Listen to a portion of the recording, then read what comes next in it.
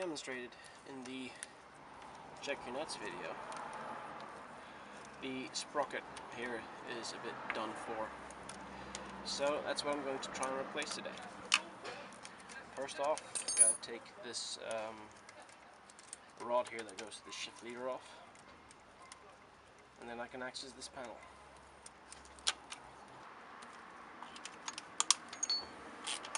There's two bolts that hold the panel on.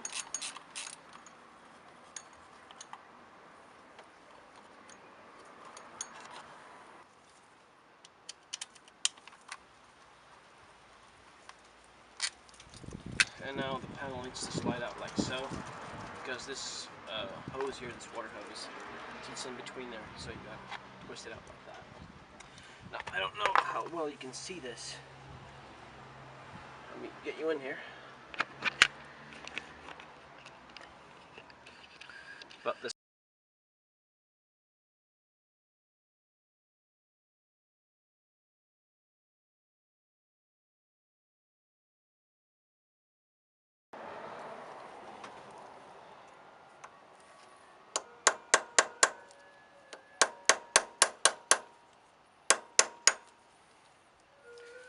and the tool broke. Great. Cheap tools. Woo! I don't have a chisel, so that's why I have to sort of do it like this.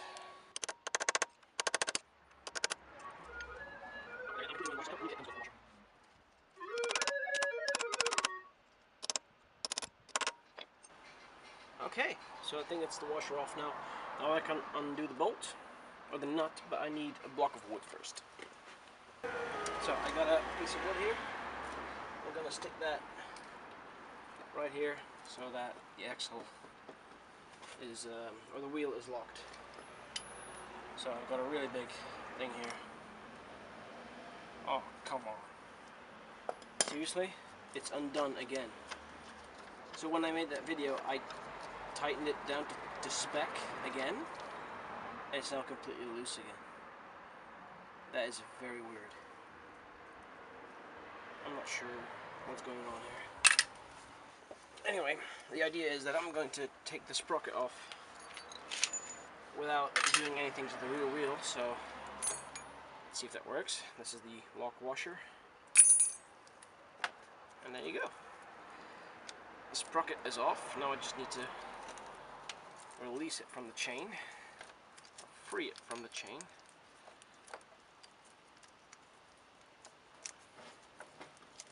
Should be able to do this. There's more than enough play here.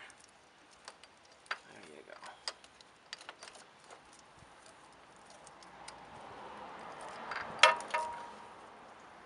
There you go. That is one released sprocket. Good. So I've got a new sprocket here, which looks kind of different than the one that came with it. It's got the same number of teeth, but it's not nearly as wide, which is odd. But it sits in the same way, so. It was a fairly cheap sprocket. This one was a Triumph kit one. This one is just one I got off the internet for not many monies. So let's get this on there, and I will have to reuse this washer though, unfortunately. So I got some chain right there. That's right there. There you go.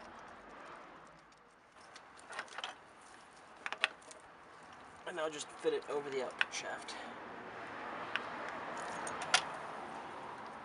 I just need a little more play here. Of course, the output shaft is locked.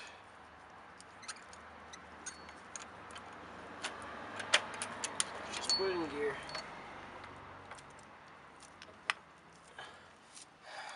Shit.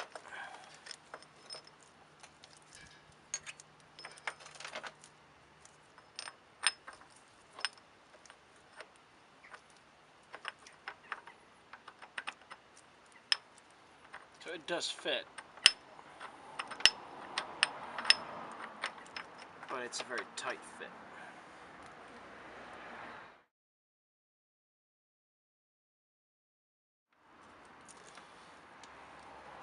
Okay, now we're gonna have to get some tension off the rear here. I was hoping I didn't have to do that, but needs must. Alright, I've given the chain a bit more play. I hope it's enough.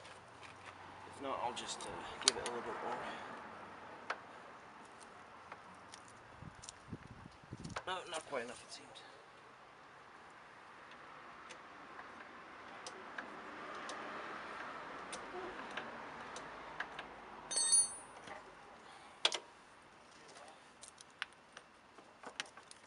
There you go.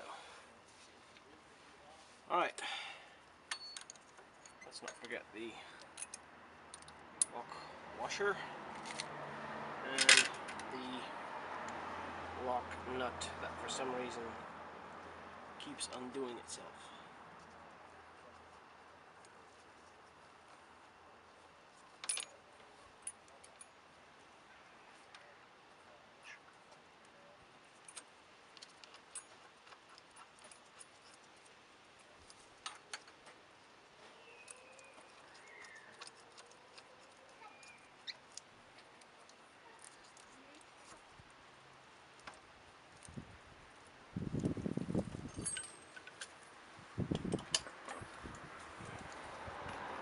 So the torque spec for this says 85 Newton meters. I'm just going to use my wood thing again and try and put it in neutral.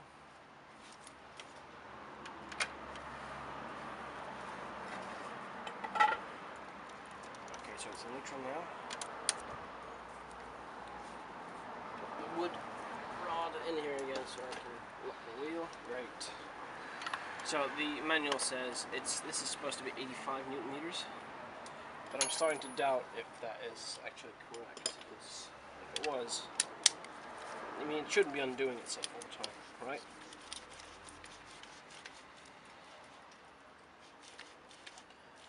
So I'm probably going to up that a bit to 95. Let's see what that does and try to keep an eye on it. I gotta get up for this.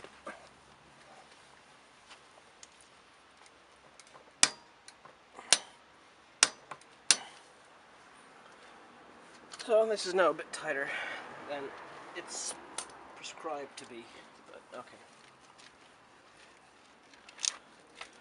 Now use the tool here again to lock the washer into place.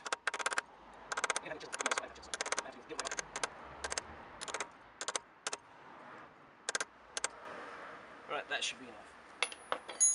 Even if the nut comes undone, it's not going to get past this. So, I'll deal with the chain tension later. All I gotta do now is put the cover back on, because everything's done here. Cover goes on like so. Slide it in. Get the water hose into the slot there. And wiggle it around a bit until it seats. I've got two bolts here. A dirty one and a clean one. The clean one goes on top. The dirty one goes, the dirty one with all the gunk on it, goes at the bottom where all the chain grease collects. Wiggle it around a bit until it seats. And tighten. No, goddamn it, tighten.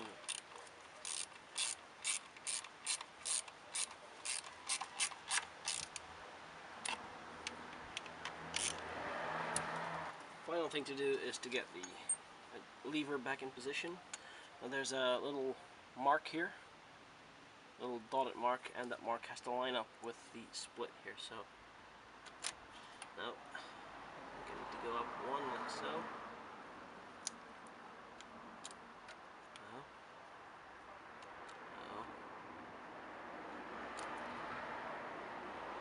Alright. Put the bolt back in.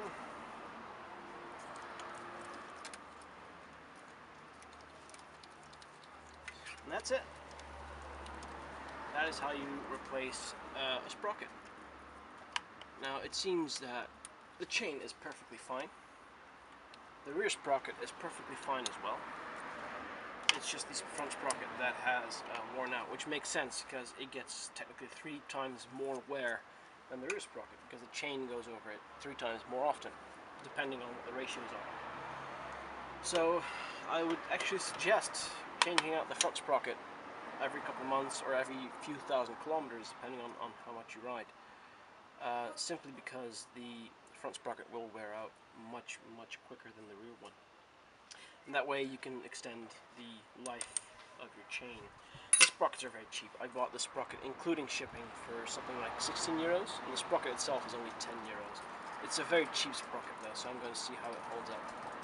But all in all, replacing this sprocket a couple times will still be cheaper than having to replace the entire chain and rear sprocket, because that's easily 200-250 euros for the entire kit. Say about 200 euros for the entire kit. So this is definitely the way to go. Alright, I hope you found this video interesting, and thank you for watching, and see you next time.